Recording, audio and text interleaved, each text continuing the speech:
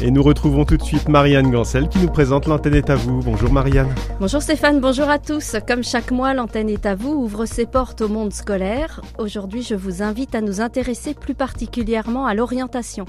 Janvier est le mois où commencent à se jouer les choix d'avenir. Quelle filière, dans quel établissement, sur quels critères choisir l'établissement ?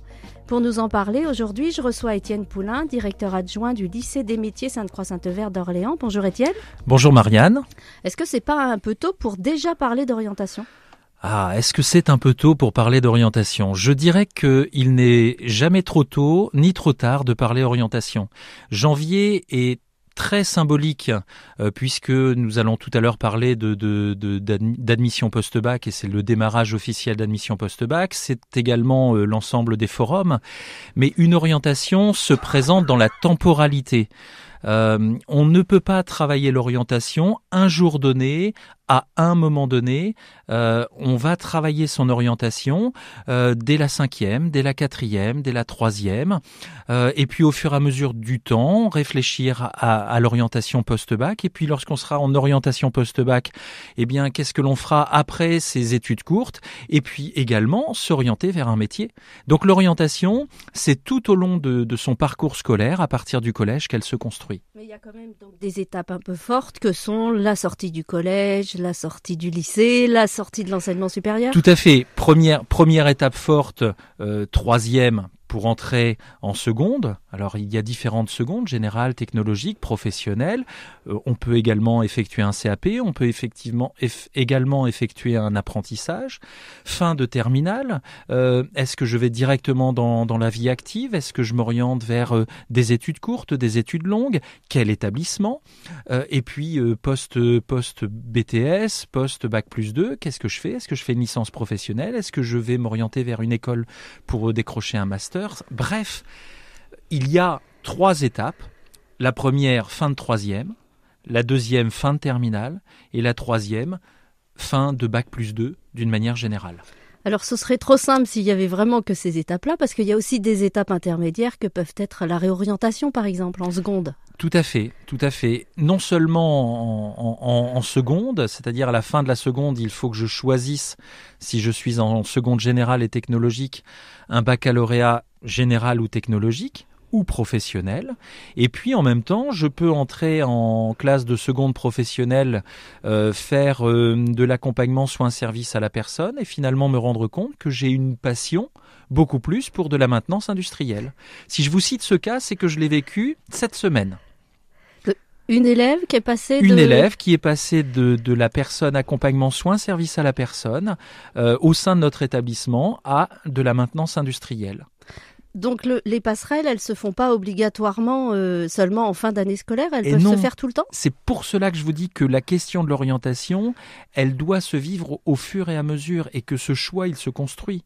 L'exemple que je vous donne là n'est pas un choix du jour au lendemain, mais une passion qui s'était déjà installée à la fin de la 3e, mais il fallait oser franchir le pas. La personne ne se sentait pas encore complètement prête. Et puis finalement, 3 mois plus tard, elle se dit « mais il faut que j'y aille, c'est vraiment ce que je souhaite faire ». Et la question, c'est possible.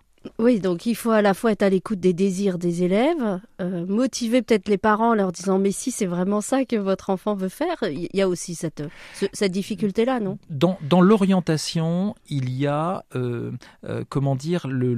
l'idée de qui je suis moi, comment je me vois, de quoi je rêve, quels sont mes rêves professionnels, et puis également qu'est-ce que je peux faire. Quand vous avez répondu à ces 3 questions et que ces 3 questions se mettent en musique, eh bien, vous pouvez répondre à la question de l'orientation. L'orientation n'est pas un instant donné, c'est une motivation vers un avenir. Alors, je reviens à cette question de cette étape du mois de janvier qui est quand même importante parce que c'est un mois où il y a beaucoup de forums d'orientation. Tout à fait. Donc, tout au début de l'année, sur Orléans, il y a eu le forum de l'orientation à destination des élèves de fin de 3e et destination des élèves de première et de terminale. L'enjeu était de choisir un lycée, mais avant de choisir un lycée, une formation.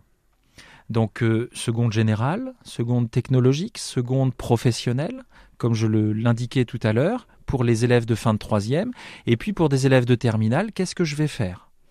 Et puis, pour les élèves de terminale, il y a une opération encore plus importante qui est je dois m'inscrire sur un site qui s'appelle Admission Post-Bac et ce site va ouvrir à partir du 20 janvier, c'est-à-dire dans 3 jours.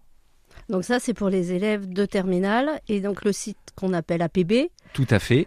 En quoi est-ce que c'est une étape obligatoire ou est-ce qu'on peut passer à côté ? 90% des formations sont contenues dans Admission Post-Bac, donc sur ce site, et donc nécessitent une inscription. Les inscriptions qui ne se font pas sur Admission Post-Bac sont des écoles spécialisées particulières ou des prépas concours. RCF, la joie se partage. L'antenne est à vous, nous sommes toujours avec Étienne Poulain, directeur adjoint du lycée des métiers Sainte-Croix-Sainte-Verte d'Orléans. Nous parlons de l'orientation des élèves qui est un temps vraiment très important dans la vie d'un jeune. C'est même pas que dans sa vie d'élève ou d'étudiant. Ça met en jeu quand même toute l'orientation pour la vie. Tout à fait.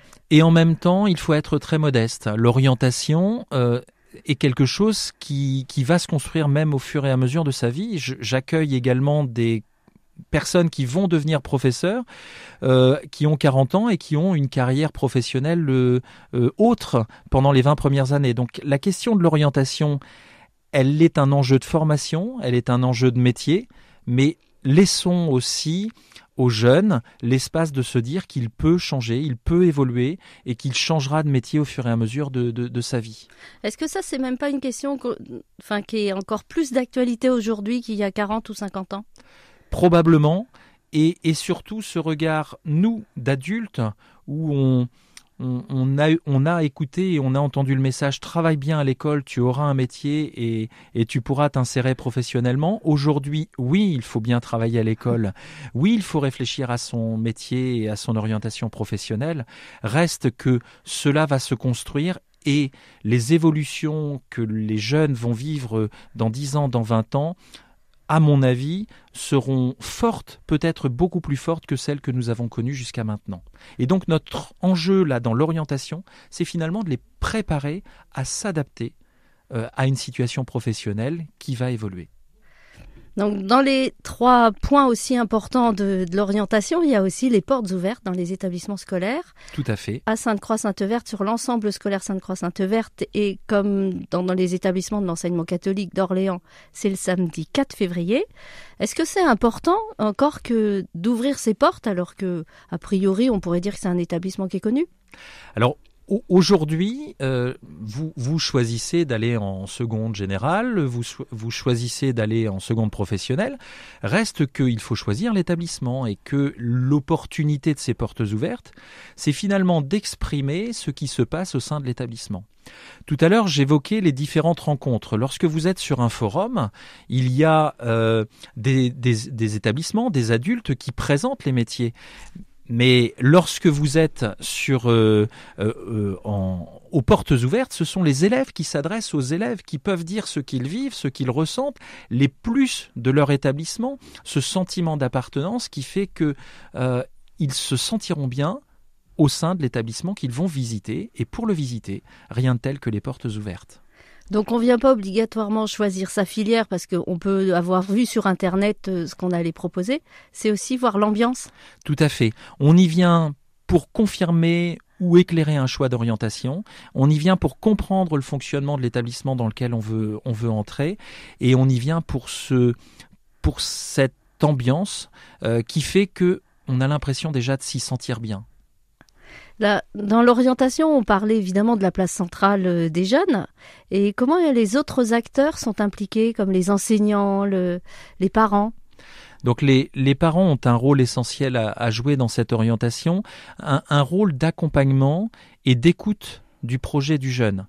Ça n'est pas toujours évident parce qu'il y a différentes voix, parce qu'il y a différents désirs qui ne correspondent pas forcément à ce que l'on voudrait pour notre enfant.